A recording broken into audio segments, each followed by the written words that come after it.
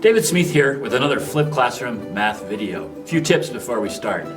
Remember that you can slow down or speed up the playback if that helps you follow along. You can also pause the video at any point to catch up with your notes or to try the problems before I explain them.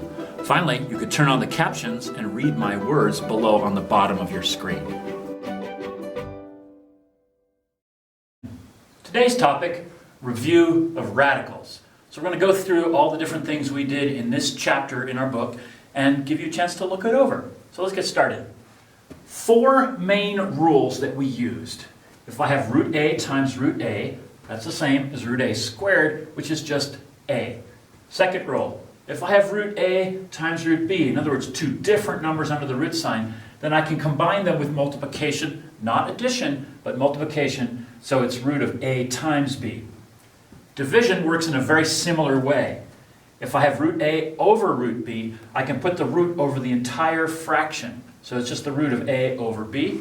And then the last one, we developed this during a previous lesson. If I have a times root b times c times root d, I multiply the numbers outside the roots to get ac, and then I multiply the numbers inside the roots to get bd. Okay? So let's do some examples illustrating these rules. So first off, this rule, root 6 times root 6 is just going to end up being 6. Okay? By the way, you can pause the video at any point along here and try to work these problems yourself. In fact, if you're really feeling bold, do them all and then see what you get. Okay, root 16 times root 16. Now there's a couple ways to do this. I'm going to take the shortcut. I know that each of these is 4. So this is 4 times 4, so this is 16. Okay? Also, you can get it right from that rule. This is a little tricky because you can take the square root of each of these, and that gives you 16 as well. Okay, let's go on to the second rule. Root of a times b is root of a times b. So root 2 times 3 is just going to be root 6. Can't do anything more with a 6 under the root sign. But this next one is going to be a little bit more tricky. You're going to have an extra step. See if you can do that one. Okay, so root of 2 times the root of 8 is going to be the root of 16, but we know what that is. That's 4. So always remember to take your final step. If you have a perfect square under the root sign, you're not done until you take it out as its square root. All right, let's do some division. Root a over root b is the same as the root over a over b. Root of a over b. So let's try this one. Root 6 over root 3 is the same as root 6 over 3, which is just root 2. Okay, see that one? Now try this one. Okay, this is going to be the root of 32 over 2, which is the root of 16, which equals 4. Okay, so that one's simplified down quite a bit. All right, let's try this kind of more complicated fancy schmancy rule, see how that works. Remember, you multiply the 2 numbers outside the root by each other, and then you multiply the 2 numbers inside the root by each other and leave them under the root. Then simplify if you can. So this one would be 2 times 5 for 10, root 3 times 7 is 21. Now we take a look at this 21 under the root sign. Can we factor that into perfect squares? And if you think about it, you can't do it. So this is simplest radical form for that one. Now try that one, a little bit more complicated. Okay, our first step, numbers times numbers, gives me 9. And then 6 times 3 is 18. But we're not done yet. What can I do with the 18? I can factor it into some perfect squares. This becomes 9 times the root of 2 times 9, because that's 18. So what that gives me, the 9 comes out of the root sign as its square root and gets multiplied by this other 9. So that's 27 times, 27 root 2. If you're wondering where I got the 27, the square root of 9 is 3. That comes out. That 3 gets multiplied by the 9 that's already out there to give me 27. And what's left is 2, so it's 27 root 2. Okay, let's take a look at simplest radical form. We just did a little bit of that in all those prior examples. I want to dive into it just to make sure you understand. What this means is there are no perfect square factors under the root sign. So what you have to do is you have to look at the number that's under the root sign and figure out how to factor it into some numbers that contain perfect squares. So 54. What's a way to multiply to 54? The one that should come to mind is 6 times 9. That's 54. So I just factored my 54 into 6 times 9, left it under the radical, and now we notice something. 9 is a perfect square. So it comes out of the radical as its square root and gets tacked onto the front. The 6 just stays there. So this becomes 3 root 6. So the root of 54 is equivalent to 3 root 6. So if you want to pause the video and try the rest of these, please do that. Okay, 200. How might I factor that one? How about this? 2 times 100. And I went for that because 100 is a perfect square. There are a lot of other ways to factor 200, and you could actually start doing that and still wind up at the right answer if you made all your steps correct. But I like to shoot for the perfect square on my first factoring. So the square root of 100 is just 10, so that comes out, and I have my root 2 left. So the square root of 200 can be written as 10 root 2. Okay? Let's do another one. 150. So think about perfect squares that are in 150. Well, 2 times 75, no perfect squares there. How about 3 times 50? Does that work? Not quite. Still no perfect squares. How about 6 times 25? That's a nice one. 6 times 25. That makes 150. 6 isn't a perfect square, but 25 is. So that lets us take it out as its square root. Square root of 25 is 5. So we have 5 root 6. Okay, let's move on to 2 more problems. These are a little bit more complex. They involve multiple steps, typically. So let's take a look at root 80. I'm going to do this one kind of in an interesting step-by-step way. 80 is 4 times 20. And I picked that because 4 is a perfect square. So that's a really logical way to factor 80 and get a perfect square out. So this gives me 2 root 20. Because the 4 comes out as its square root, which is 2. Goes there. The 20 stays in under the root sign. Now we're not done. 20 has some perfect square factors. So that's going to give us 2 root 4 times 5. Because 4 times 5 is 20. So now I can take out another perfect square, 4, the square root of which is 2. Now this is where it gets complicated. I've got to multiply the 2 by the 2 that's here. So it comes out as its square root, which is 2, and it gets multiplied by the existing 2. So this becomes 4 root 5. So this is the added step I was talking about. You may well wind up there where you did your first factoring, pulled out a perfect square, but then you look at what's left under the radical and there's still more perfect square factors under there. Okay, let's attack this last problem. Now you're probably going, that's not so hard, David. That's just 6 times 100. All right, let's do that. 6, that's the root of 6 times 100. The 100's got a square root of 10, comes out. That gets us 10 root 6. So that's actually a fairly easy problem. But sometimes when you're working roots, you don't get to that good perfect square right away. So I'm going to do this in a little bit of a longer way and see if we wind up at the same spot, which we should. So how about if we factored 600? We didn't see this, so we factored 600 as 4 times 150, right? Because 4 is a perfect square, comes out as a 2. So that ends up 2 root 150. Now, how can we factor 150 and find some perfect squares? Well, 150 is 6 times 25. So this is 2 times the root of 6 times 25. Now, you're probably seeing where this is going to go. 25 is a perfect square, so it comes out as its square root and gets multiplied by the 2.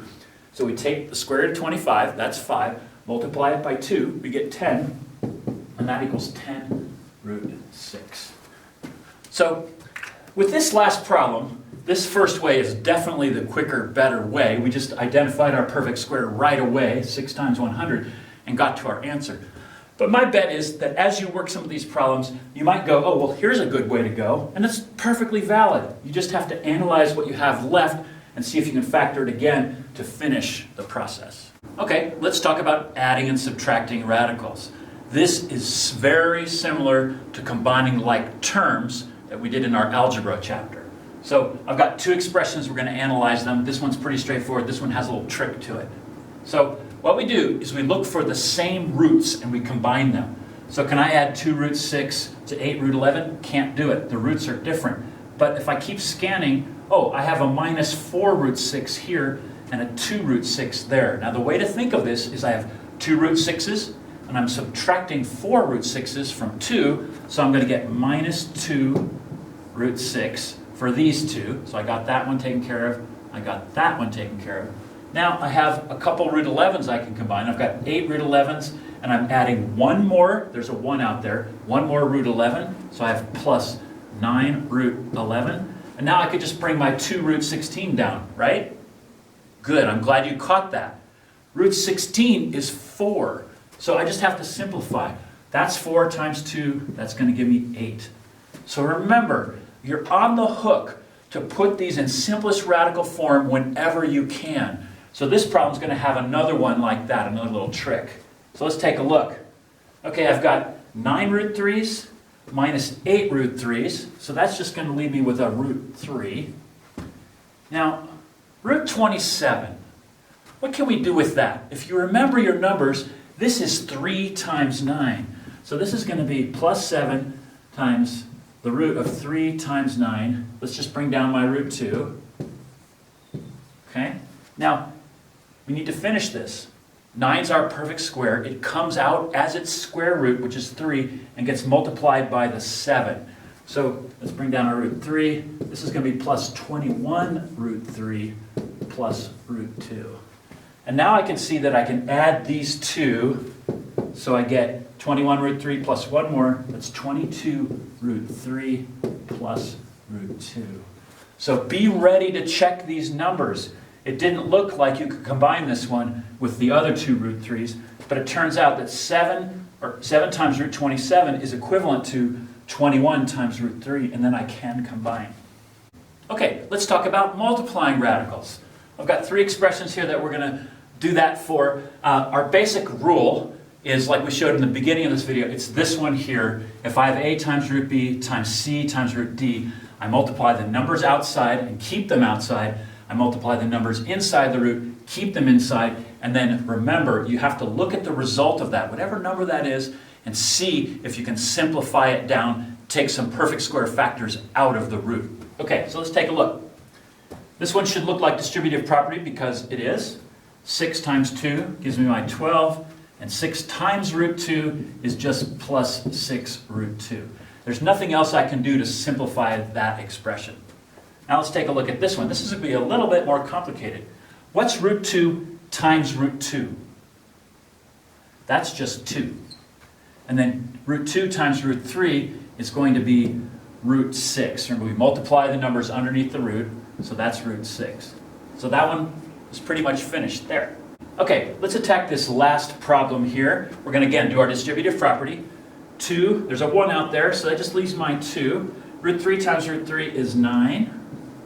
Is root 9. Now I'm going to multiply my 2 root 3 by my root 6. That's going to give me 2 root 18. Okay?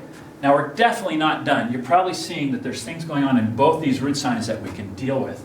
The first one, root 9, that's just 3. So this is 2 times 3. So this is just 6. And then root 18, let's put our 2. Root 18 can be written as 2 times 9. So I factored into a perfect square. 9 is my perfect square. So I can bring this down. 6 plus.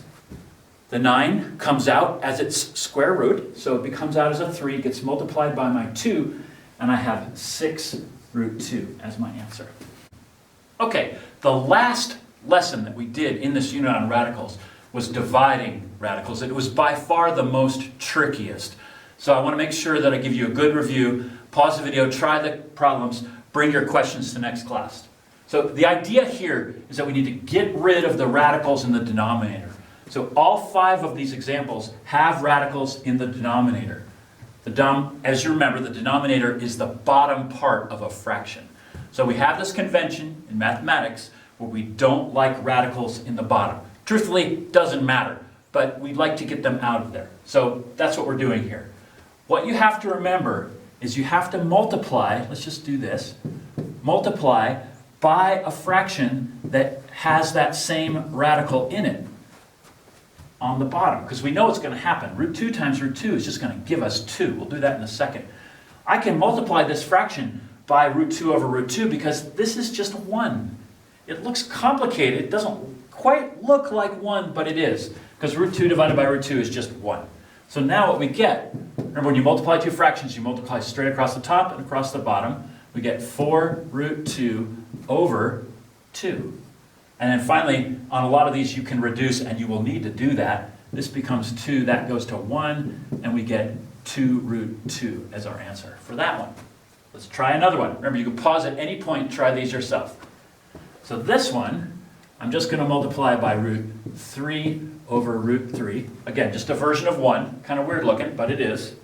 And I'm going to get 12 root 3 over 3. And again, I can reduce that down. 12 over 3 is just 4, so this becomes 4 root 3. Not all of them will reduce down so that there's no fraction left, but a lot of them will. Let's try that one. Now we're going to multiply by root 6 over root 6, and that's going to give us 54 times root 6 over 6. Now what's 54 over 6? That's just 9. So this becomes 9 root 6. And just to know, you will lose a little bit of points if you don't do this last reduction. Okay, so just make sure you're on the lookout for that. Okay, now we had a few others that were a bit more complex. Notice how in these problems there's just a root on the bottom of the fraction. So on these 2 problems, it's a little bit more difficult. Now we have an expression with 2 terms on the bottom. So we can't just multiply by some root over itself. We need a different version of 1. And so what we did is we exploited the difference of squares pattern. So, because that lets us easily simplify the bottom of the fraction. So we're going to multiply this by 1 plus root 2. 1 plus root 2. So this is still 1. I'm not changing my expression. I'm not changing its value. It's still, I'm multiplying it by 1, but it's a pretty complicated version of 1. So as we know from our difference of squares, the bottom is just going to be this minus this squared minus this squared. So that's just going to be 1 minus 2, because root 2 squared is just 2. The top, we're going to get 12 plus 12 root 2. Right? Because I do 12 times 1, that gives me the first 12. I do 12 times root 2, which is just 12 root 2. So now we can reduce this down. I'm going to run out of room. We'll do it that way. So this is 12 times 12 plus 12 root 2 over negative 1. So let's do that. 12 plus 12 root 2 over negative 1. So we don't like a negative in the... Actually, that's okay, but in the back of the book, they might just write it like this. Negative of the fraction. Like that. That's equivalent.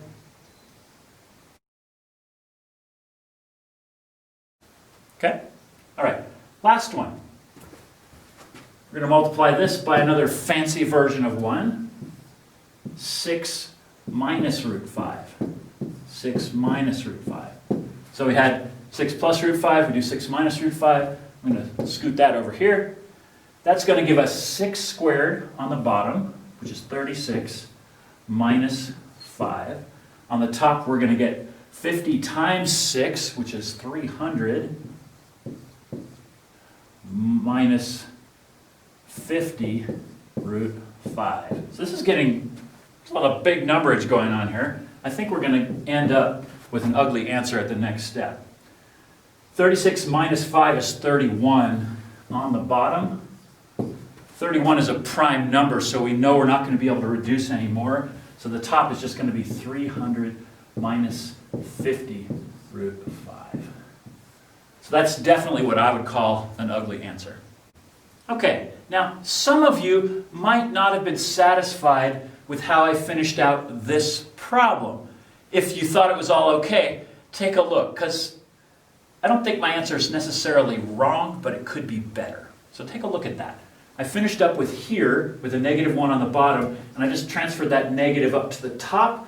Now, there's a better way to do this, or a more complete way. Okay, let's see how you did. Notice how this is over 1. We don't need to write things over 1. The other thing to realize is by putting the negative out there like I did, it's around the whole thing, not just on the 12. So what I can do here is I can switch the signs and get rid of my 1 on the bottom. So this would be my final answer for that one. So if you caught that along the way, good job. Now that you've finished, take a moment to write down any questions so you can bring them to our next class and get some help. You can also watch the video again to improve your understanding. If you enjoyed the video, please click the like button down below, and if you'd like to help me grow my YouTube channel, please click subscribe.